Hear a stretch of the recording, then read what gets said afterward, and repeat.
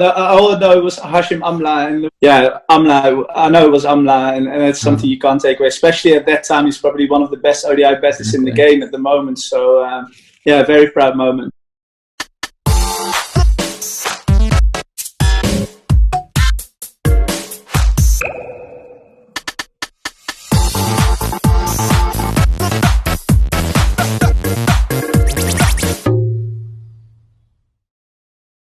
Welcome back to Life Being the Pitch Season 2. In the first episode of Season 2, we interviewed Paul van Meekeren. He's a national cricketer for the Dutch national cricket team and plays for Somerset County in the UK County Cricket Tournament. In 2019, he was selected for the Global T20 Canada Cricket Tournament, and in July, he was selected for the Amsterdam Kings cricket team in the Euro T20 Slam Cricket Tournament. Today, we talk about how he had to deliver for Uber Eats during the pandemic just to keep his finances up, his cricket journey, and we go head-to-head in an amazing cricket quiz. So stay tuned for the episode. Welcome to the show. Thank you so much for being part of the first guest of Season 2. So how'd you begin your cricket career? Just following my dad around. He played cricket, so during the winter I followed him around, going from football game to football game when he played, and then in the summer, I followed him doing the cricket stuff. So obviously, when I was younger, I did football and cricket both. And then when I was about 16, 17, I just focused on cricket. Couldn't combine it anymore. So how did your motivation come for cricket? Was it like your dad, to idols, or? It's my dad. I actually wanted to stop playing cricket when I was about 12 years old. I was playing with kids who were about a year, 2 years older than myself. So I think at some stage they got a bit stronger, a bit quicker, and I wasn't enjoying it as much. And then my dad just said, well, just hold on for one more year. And then I got picked for the Dutch under 12 age group and then never really looked back, to be fair. That's good. And you've gone through the entire setup of playing under 19 national team and then gone to the men's team. How was that entire journey, and what advice would you give to someone who's trying to do that? Stick with it. Back yourself. The one thing I can say, and I think a lot of guys will say it, when you get picked for the national team and you play that first game, and it's exciting, but it's only the start of something. It's probably, you're never going to be ready to play at that level. You're gonna find challenges. You're gonna get, as a bowler, you're gonna get whacked. As a batter, you might gonna struggle to score the runs that you've done at age group cricket. But you're there for a reason, and the coaches and the captain, they select you for a reason. So just stick in and keep learning and keep asking the right questions, and just keep backing yourself, and then there will be a moment where it switches, and then you feel comfortable, and then that's where you're really gonna start performing at your best. So what made you switch from playing back home cricket and going to the UK and playing county cricket? There's not really a professional setup back home, so there were a few national contracts, about 4 or 5, but I was 23 at that stage and I was never going to get one. So if I wanted to play professional cricket and make a living out of it, I had to go to the UK. So found a club up in Newcastle. The Scottish captain Carl Coetzer got me over. And within 3 months, I was lucky enough to get a contract offered by Somerset. And that's where it all started. And what advice would you give for a young fast bowler who wants to play county cricket? There are never enough fast bowlers. So as a fast bowler, you always it's a good currency to have. Make sure you're strong, you're fit. Work on options. Just bowling fast. I think as an associate player mainly, I was always quick, and sometimes I could rush the batters. County cricket is a different kettle of fish.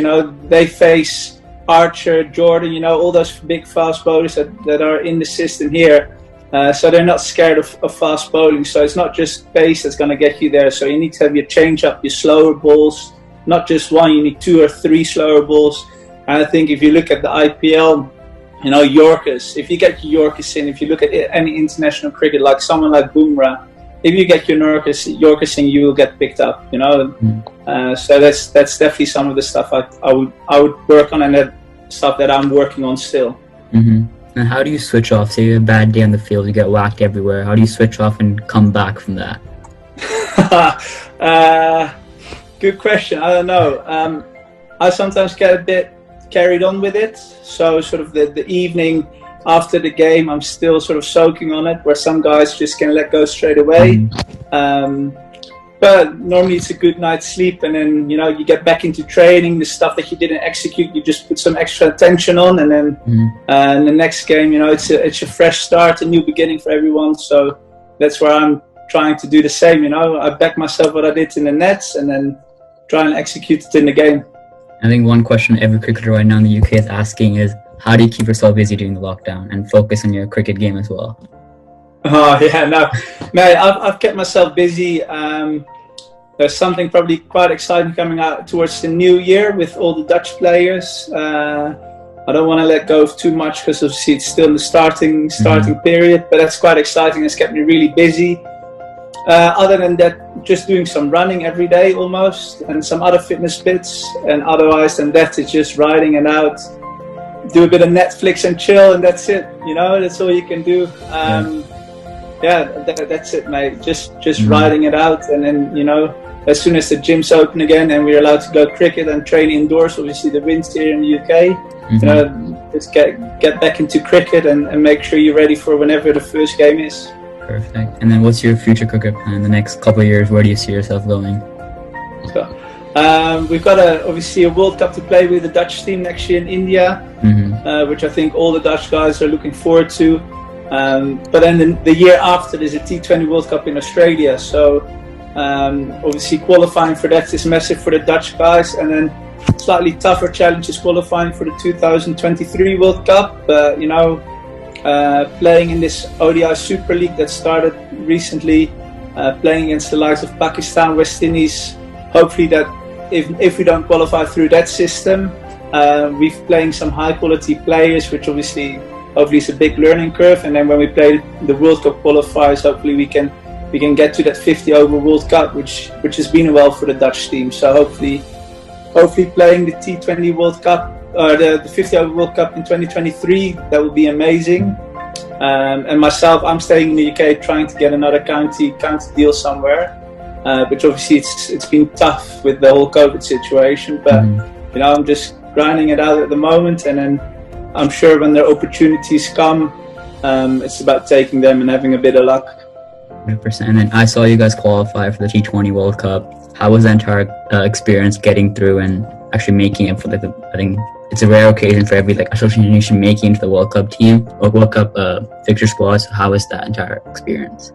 Yeah, it was my third T20 qualifier, so that wasn't necessarily new for me. But there's always that pressure on qualifying, especially I think as a Dutch team, seeing as one of the favourites in the tournament. But one slip up against any team in 2020 cricket is so dangerous, and you don't qualify. So every game brings so much pressure. Day in, day out, you have to perform at your best. And I think as a Dutch team, we came in good form into the tournament, and we carried that through and won the whole thing, which was an amazing experience. We come to win tournaments, so any tournament we come in, we want to win, and that's what we did obviously last year in Dubai. T20 World Cup is a little bit different, but we're not going to show up and think, we want to win one game and that will be good enough. No, we're gonna we want to get through that group stage for that, or almost pre-qualifier again. And then hopefully upset a few big teams, and you never know how far you can go. So a recent news outbreak happened where you tweeted back, and it started a whole outrage of retweets and got very viral. Just explain what happened and the whole journey behind it.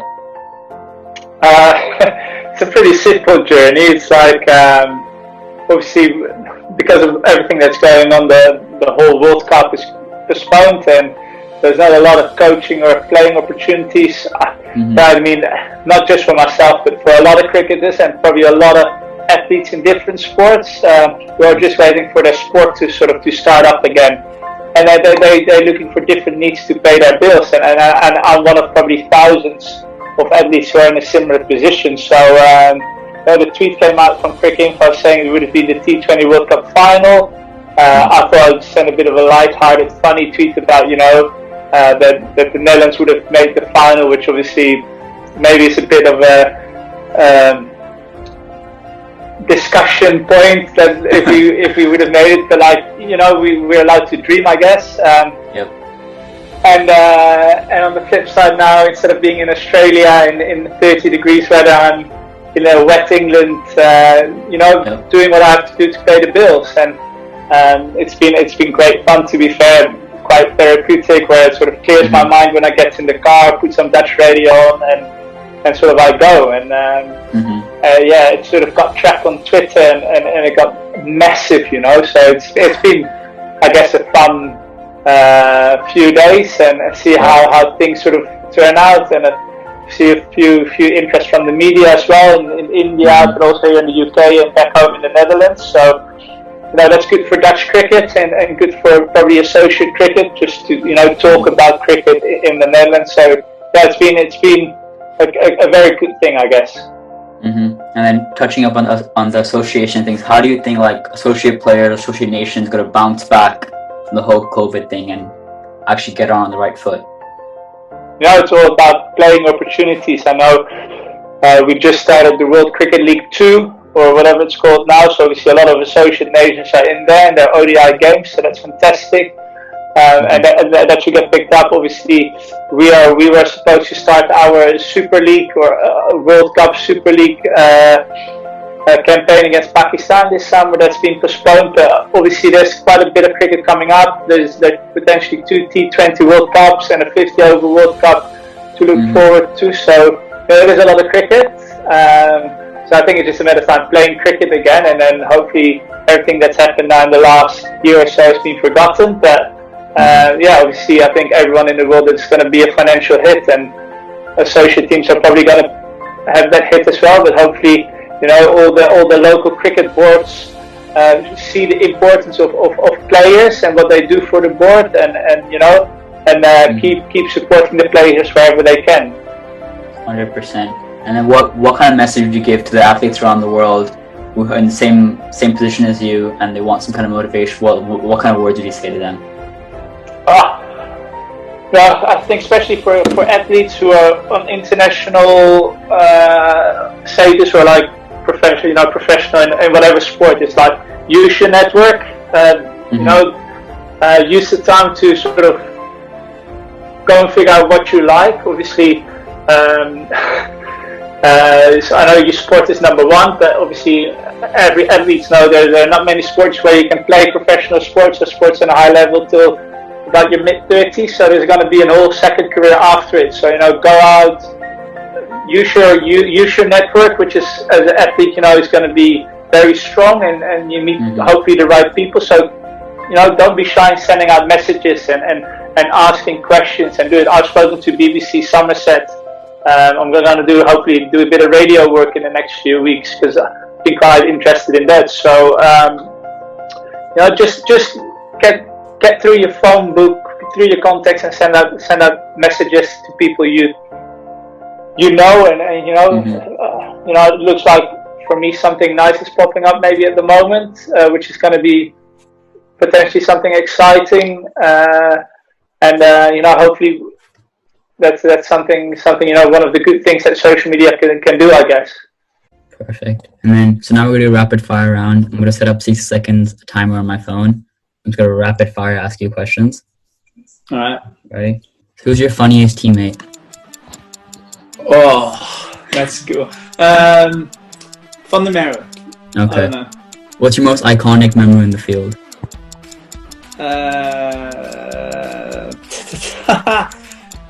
Probably playing against Pakistan. My Somerset debut was one of them, but yeah, there've been a few.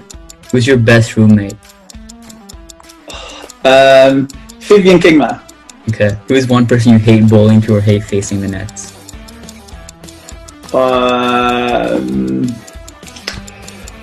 I'm gonna say Van Meekeren again. He just hits them in weird places. And then one batsman you love bowling to? Brendan Glover. Okay. And if you weren't playing cricket, what would you do? Good question. Don't know. Probably join the police or something. Well, what's your first memory out on the field? Actually, it was probably more on the side of the field. In my wife watching the first team play back home, like a club game. after one of my youth games. Mm-hmm. And then that's it. We got 1 minute done. It's perfect. Terrible answers though. No, they're all good. They're all good. And now we'll just do a quick, I have a couple of questions about your stats. Let's see how many you got right. Okay. All right. So on your ODI debut, what were your figures? It was one for probably 70 old. A bit lower. A bit lower, one for 64. 54. 54? Yeah. That's not too bad. That's not bad, exactly. Yeah. And then what was my ODI debut? Sorry? That was my ODI debut. Yeah, you were 7 overs, 54 for 1. 7 overs. There we go. Yeah. So what's your... that makes sense now. I remember my wicket. Yeah. Do you want to go through your wicket? Do you remember who it was? All I know it was Hashim Amla, and there was someone, I don't know who did it, wrote a beautiful piece about the wicket, but Amla, I know it was Amla, and it's something you can't take away, especially at that time. He's probably one of the best ODI batters in the game at the moment, so very proud moment. Mm-hmm. And then how many wickets did you take in your last ODI match? Boy, it was against Nepal, I think. Yeah. Is that right? Yeah, it was. 0. You took 2. 2, alright. You want to guess? Yeah, no. We lost that game, so trying to forget about it. Yeah. And then what's your highest score in first class cricket? 33? 34. Yeah. Yeah. And then what's your economy in T20I cricket? 6.6. Close, 6.65. Very close. Yeah. Perfect. And that's it. And then I guess that's all the questions I have for you. Thank you so much for being part of the episode. I guess that's it. Thanks for having me. All the best. Thank you. Hopefully see you in Dubai maybe one day. Hopefully, yeah.